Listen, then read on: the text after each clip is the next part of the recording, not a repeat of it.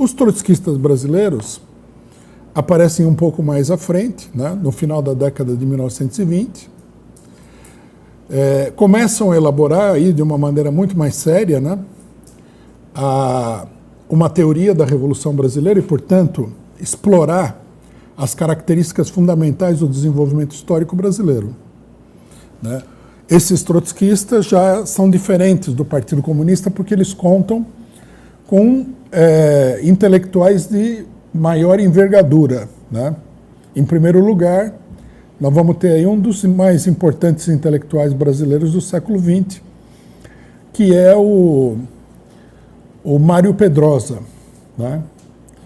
Que foi o cérebro, digamos assim, o inspirador intelectual do trotskismo brasileiro e que posteriormente se destacou como parte do movimento modernista, principalmente no terreno das artes plásticas, né? Ele foi um importante crítico brasileiro de artes plásticas, vanguardista, inovador e tudo mais. E, além dele, né, outras figuras importantes da intelectualidade estiveram ligadas ao trotskismo.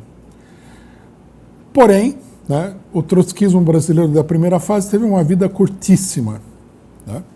Em 1935, o Partido Comunista Brasileiro comete o que teria sido um dos seus maiores erros táticos, né? Que foi o Levante Comunista de 1935. Esse levante, que foi extraordinariamente mal concebido e ainda mais mal executado, resultou numa completa supressão da vida política brasileira. 5 anos depois, praticamente, da fundação do primeiro partido trotskista. Os trotskistas, alguns conseguiram escapar do país, Mário Pedrosa foi para os Estados Unidos, por exemplo, e uma parte deles foi parar na cadeia, né, da qual eles iriam sair, mas o regime político só iria se recuperar em 1945, depois da Segunda Guerra Mundial. Por aí nós podemos perceber o porquê, né, da falta da elaboração marxista da história do Brasil. Posteriormente, nós vamos ter aí o Partido Comunista, já totalmente dominado pelo stalinismo, né? E nós vamos ter novos agrupamentos trotskistas que vão ficar devendo muito em relação ao primeiro agrupamento trotskista, né?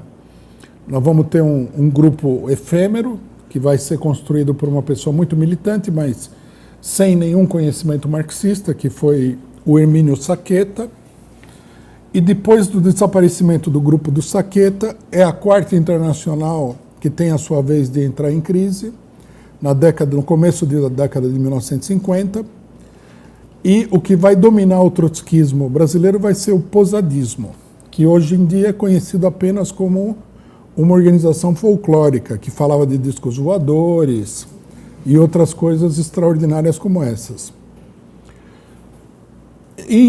Para fazer justiça, né, aos militantes posadistas, nós não devemos confundir todos eles com o Posadas, né? O posadismo foi um grupo muito militante, né, muito ativo nos seus primeiros momentos. Alguns posadistas foram, inclusive, assassinados pela ditadura militar, né?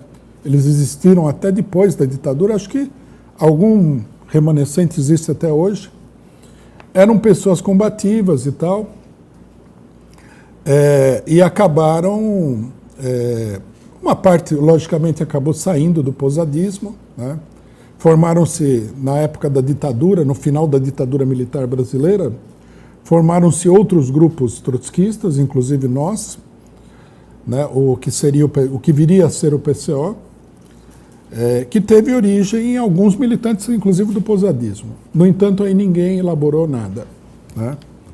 Não há nenhuma elaboração séria, até porque o posadismo é uma doutrina caricata, né? O próprio Posadas era uma figura caricata. Ele começa a ser uma figura caricata pelo fato de que ele era muito ignorante do ponto de vista cultural, político e do marxismo, mas muito pretensioso, né? Ele se julgava um líder iluminado, então ele dava a opinião dele sobre todas as coisas, até sobre os discos voadores. Por esse resumo, dá para perceber o porquê que nós não vamos encontrar uma elaboração marxista da história brasileira, né? Os trotskistas da época da ditadura também, na sua maioria, vão entrar em crise, em declínio, com uma certa rapidez, né? Nós conhecemos aí o que sobrou deles, né? Por exemplo, o PSTU é uma parte do que sobrou. Há outros grupos que estão dentro do PSOL, que todo mundo sabe que não tem absolutamente nada de marxistas. Nós temos aí a organização O Trabalho, que está dentro do PT, né, que é decadente já há várias décadas, e que também não elaborou nada de importante sobre a história nacional. Quer dizer, é um panorama um tanto quanto desolador, né, um tanto quanto árido, esse panorama.